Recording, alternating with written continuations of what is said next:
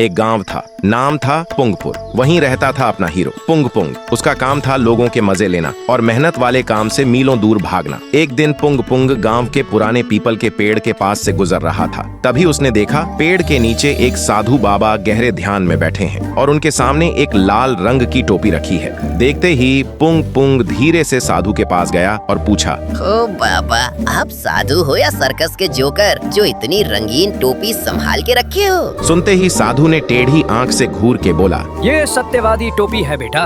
जो भी इसे पहनेगा उसके अंदर का सारा सच बाहर आ जाएगा। सिर्फ 20 रुपए दे और ले जा। पुंग पुंग को यकीन नहीं हुआ, फिर भी उसने 20 रुपए दिए और टोपी पहन ली। टोपी पहनते ही पुंग पुंग जोर से चिल्लाया, मैंने पिछले 5 दिन से नहाया नहीं और कल रात मैंने सरपंच के आंगन से पपीता चुरा के खाया। पुंग पुंग ने फट से टोपी उतारी और हाँफने लगा। बाप रे बाप, ये टोपी तो सीधा अंदर का सिस्टम हिला देती है रे। फिर अगले दिन पुंग पुंग ने सड़क किनारे बोर्ड लगाया, अपने पति का सच जानो, सिर्फ 50 रुपए में सत्यवादी टोपी का चमत्कार। ये देखते ही गांव की औरतों की भीड़ लग गई। फिर सबसे पहले हलवाई की बीवी आई। पुंग पुंग ने जैसे ही हलवाई के सर पे टोपी रखी, हलवाई तुरंत चिल्ला पड़ा, मैं देसी घी के नाम पे सस्ता तेल मिलाता हूँ और पड़ोस की दुकान वाली आंटी को आंख मारता हूँ।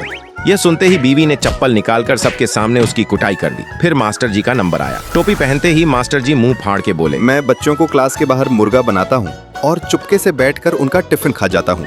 देखते ही देखते पुंग पुंग पूरे गांव में फेमस हो गया। लेकिन एक दिन गांव का खड़ूस जमींदार अपने पहलवान के साथ गुस्से में पुंग पुंग के पास आया और दहाड़ा, बहुत नाटक चल रहा है तेरा पुंग पुंग। ये टोपी मेरे पहलवान को पहना, मुझे जानना है इसने मेरे कितने पैसे चुराए हैं। पुंग पुंग डर के मारे कांपने लगा और जैसे ही वह पहलवान के पास जाने लगा, अचानक फिसल गया और वह टोपी उछल के सीधा जमींदार के सर पे जा गिरी। टोपी सर पे गिरते ही जमींदार चीख पड़ा, मैं बाहर से ही गुस्से वाला दिखता हूँ, असल में रात को मुझे अंधेरे से बहुत डर लगता है और मैं अपनी बीवी का हाथ पकड़ के सोता हूँ। सुनते ही पूरा गांव लोटपोट होके ठाके मार के हंसने लगा। लेकिन जमींदार शर्म और गुस्से से लाल टमाटर हो गया और लाठी उठाकर पुंग पुंग के पीछे दौड़ पड़ा। लेकिन पुंग पुंग भागते हुए सीधा उसी साधु के पास आया और उनके पीछे छुप गया। तभी साधु जोर जोर से हंसते हुए बोले, अरे जमींदार साहब रुको, गुस्सा मत करो, ये कोई जादुई टोपी नहीं है। फिर साधु ने जमींदार के सर से टोपी उठाई और टोपी के अंदर से एक बिच्छू निकाल के बोला, इस टोपी में मैंने एक खतरनाक बिच्छू छुपा रखा है, इसलिए जैसे ही कोई इसे पहनता है ये सीधा सर की नस पे काट लेता है और दर्द के मारे सारा सच उगल देता है।